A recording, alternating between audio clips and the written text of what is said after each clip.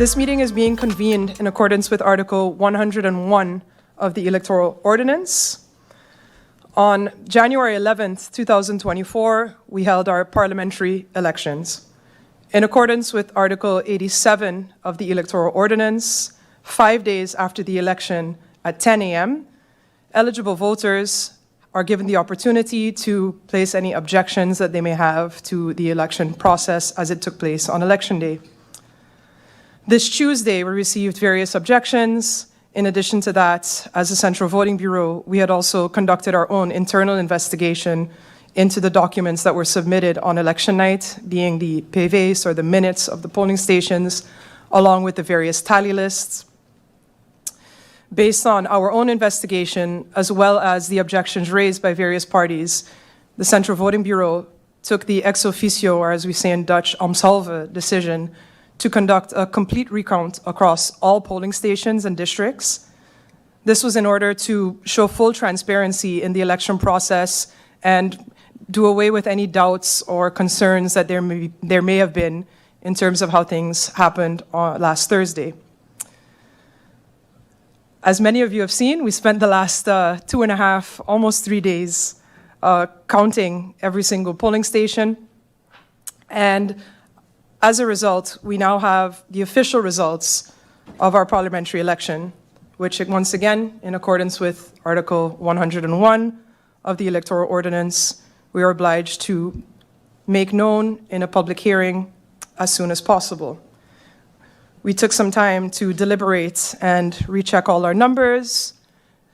DCOM is currently furiously typing and inputting information, so I won't go through all the candidate totals, but I will, of course, go through the seat allocation, the amount of valid votes, and all the other pertinent information can be found in detail within, the next hour or so on the government page.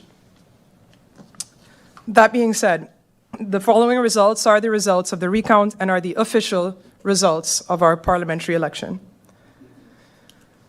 Candidate list number 1, the Now, had 1,481 valid votes cast. Candidate list number 2, the ECE, had 1,481, the ECE had 292 valid votes. Candidate list number 3, the UP, 292, the ECE. Sorry, we had a question coming from the public here. Then candidate list number 3, the UP, had 2,814 valid votes. Candidate list number 4, the PFP, 1,717 valid votes. Candidate list number 5, the US Party, 686 valid votes. Candidate list number 6, the URSM, 2,028 valid votes. Candidate list number 7, the National Alliance, 3,455 valid votes. Candidate list number 8, 1,970 valid votes, coming up to a total of valid votes cast in this parliamentary election of 14,443. Based on the amount of valid votes cast, this is how we then calculate the seat allocation. We have since done that calculation, and the seats will be allocated as follows. The Now will receive 2 seats, the UP 3 seats, the PFP 2 seats, URSM 2 seats, the National Alliance 4 seats, and the Democratic Party 2 seats.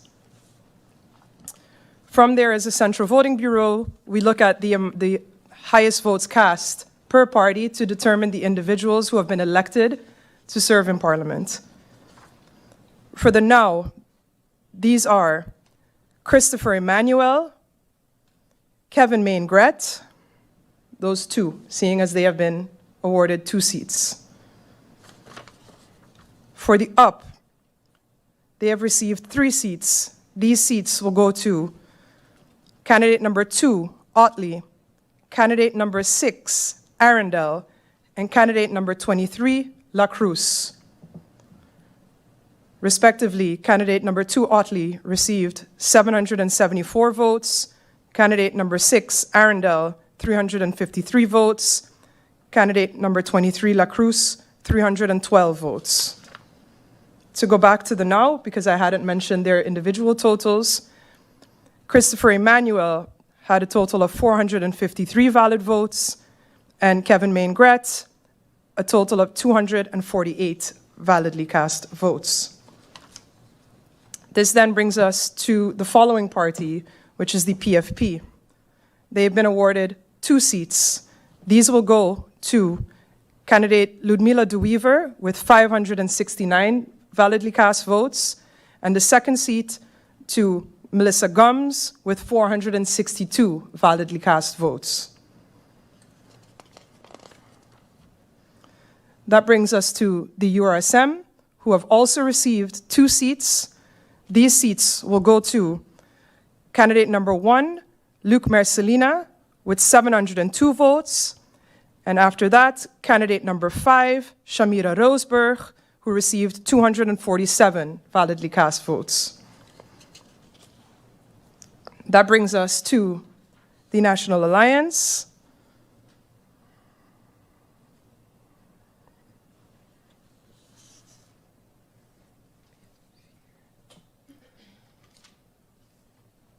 Here we go, sorry. They're all in white, so it's a little bit difficult to read. For the National Alliance, the first seat will go to Egbert Jurendi Duran with 538 votes. The second seat to Silveria Jacobs with 467 votes. The third seat to Cloyd Marlin with 406 votes. And the fourth seat to Artwell Irian, who received 332 votes. Then finally, the Democratic Party was also awarded 2 seats.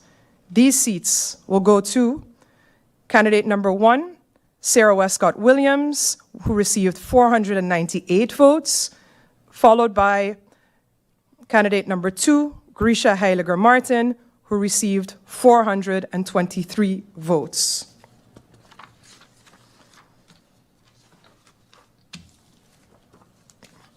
Once again, shortly online, you'll be able to find all the breakdowns for this of the official results by district, by candidates, by parties, along with the seat allocation. In the coming days, or at least tomorrow, the individuals who have been elected to receive a seat will receive a letter from the Central Voting Bureau. Of course, it is now up to these candidates to accept their seat in Parliament. And an administrative process is going to start very shortly to ensure, of course, that we have a new parliament ready to come in by February 10th, when the current term of this parliament ends.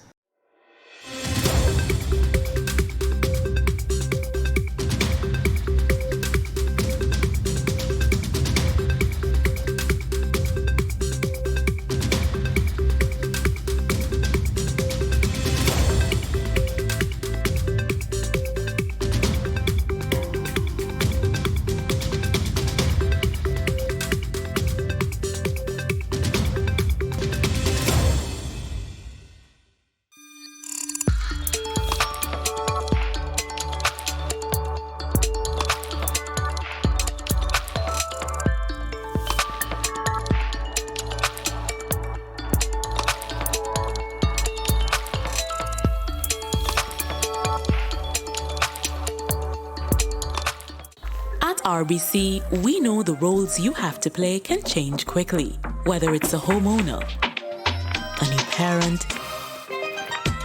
today's head chef, salesperson of the month, or the family chauffeur. Whatever life asks you to be, RBC is a bank for all of you.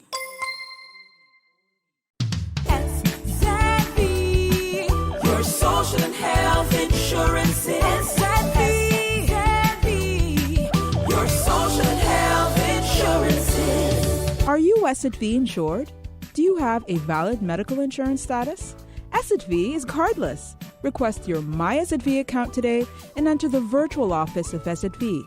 Go to sxv.sx and sign up now. SXM, yeah. Your social and health insurances.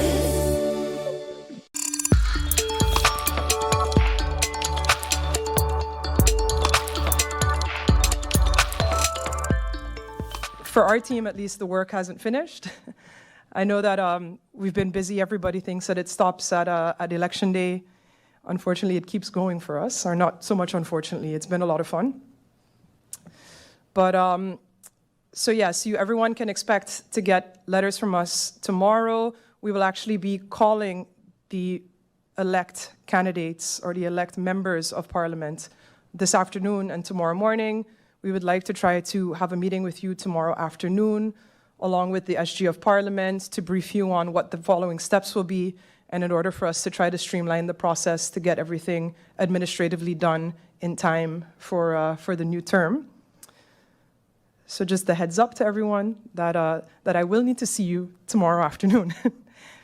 Then, of course, I want to thank everyone that has been with us, for the last 3 days, again, trying to establish this result. I'd actually like to go back to Election Day itself and thank everyone who played a part in ensuring that went down smoothly and efficiently. We wouldn't be able to do our job without the very hard work of the Civil Registry, KPSM, Civil Works, DCOM, the staff of Parliament, Public Works. I'm trying to think who I'm forgetting. We decided to freestyle this meeting.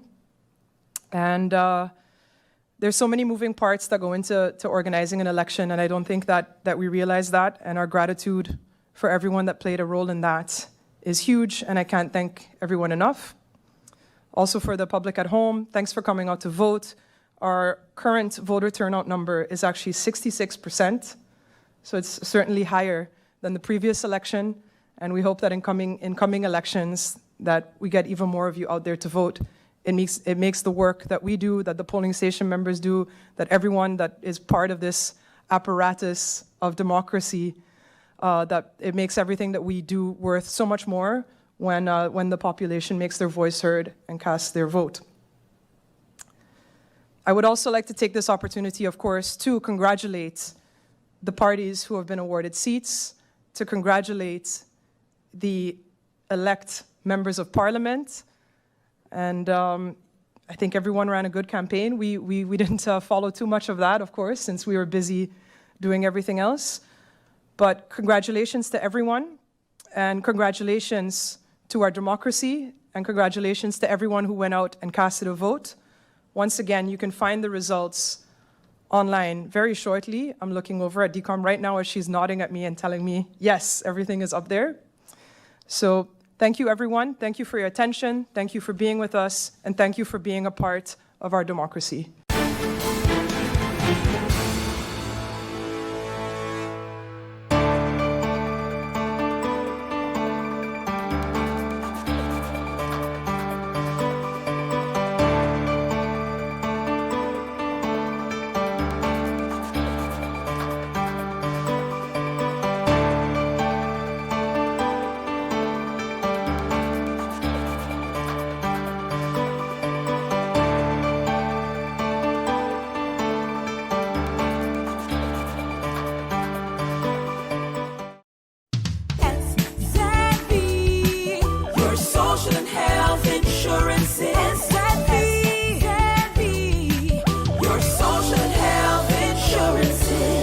Are you SXV insured? Do you have a valid medical insurance status? SXV is cardless. Request your My SXV account today and enter the virtual office of SXV. Go to sxv.sx and sign up now. SXV, yeah. Your social and health insurances. At RBC, we know the roles you have to play can change quickly, whether it's a homeowner, a new parent, today's head chef, salesperson of the month, or the family chauffeur. life asks you to be. RBC is a bank for all of you.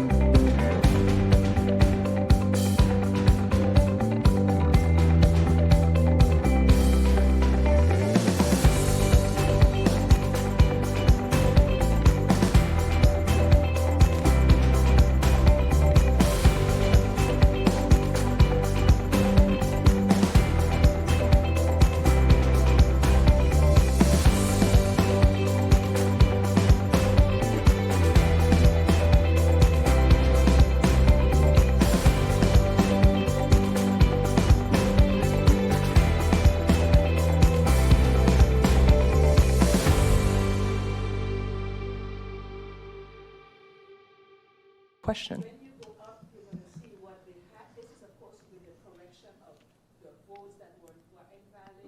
Correct. No, you will just see the find. I had a question coming here from the Tribune asking for the format in which you would be able to see the results. I believe the preliminary results are still available, but those will be exchanged with the official final results, so there won't be a side by side. Okay. Oh, you. Right.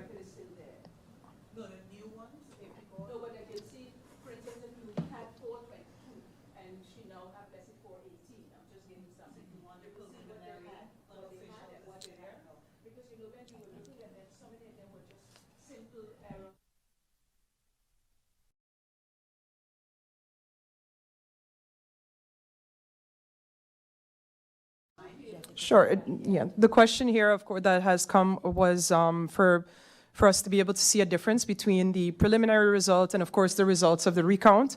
So we will leave the preliminary results available, and then we will also publish the final official results. So then, of course, you can put the two side by side in order to see what changes came about as a result of the recount. However, from our perspective, all we do is post then the new official results and counts as a result of the complete recount. So it would be, of course, up to you to go online and make the comparison. Yes, the question here was also if the voting, yes, we actually on last Tuesday when we were here full on counting, there was an evaluation meeting, a preliminary evaluation meeting between the civil registry and the polling station members. We were unfortunately unable to attend since we ended up having to do the recount that evening. However, we will evaluate the entire election process from postulation day all the way through to the swearing in of the new parliament. Because, of course, we take it very seriously to learn from this and see what improvements we can be made in a following election. So absolutely, there will be complete evaluations. I know that we have also gotten questions with respect to, people feeling as if it took quite a long time to get the results on election night and, what those reasons were. So we will, of course, evaluate all of those and look into how we can make improvements for the following election. Then I see that there are no more questions. So once again, I'd like to thank everyone. I would like to thank again my members for the work that they have put in. It's been a long couple days, and we'll try to get a little bit of sleep tonight so that we can continue the administrative work to get everything on track so that we can have a new parliament sworn in by the 10th of February. Thank you all again for your attention.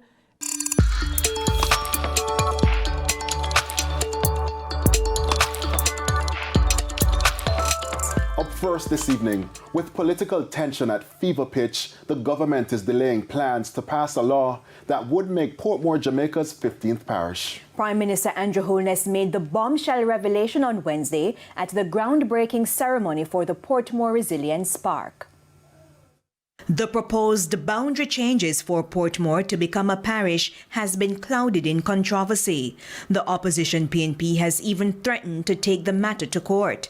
They argue the changes will favor the ruling JLP, but the Prime Minister insists it's not for political gain. At Wednesday's function in Portmore, another assurance. So there's nothing to fear. So the issue at play here is whether or not we're going to do this in a local government election. No. I said it Sunday, I'll say it again clearly. Our bill is ready to go to Parliament. We were ready for a little while now. We will not take it to Parliament. We will probably go to Parliament, we'll table it, but we will not pass it. Because there is no way that we could seek to establish a parish and it be clouded in political accusations. No.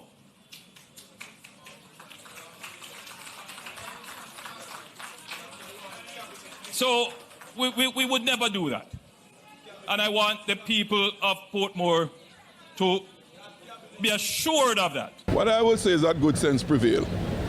We have always maintained from the beginning that any change to the structure and the boundary ought to involve the people of Portmore, who were central to establishing the municipality in its current form, starting from in the mid-1990s and came into being in 2003. What the government sought to do over 2 years ago was regrettable, was anti-democratic, and more so, it sought to reverse the political gains that we have made as a country. Member of Parliament for Southern St. Catherine Fitz-Jackson has been very vocal about the issue.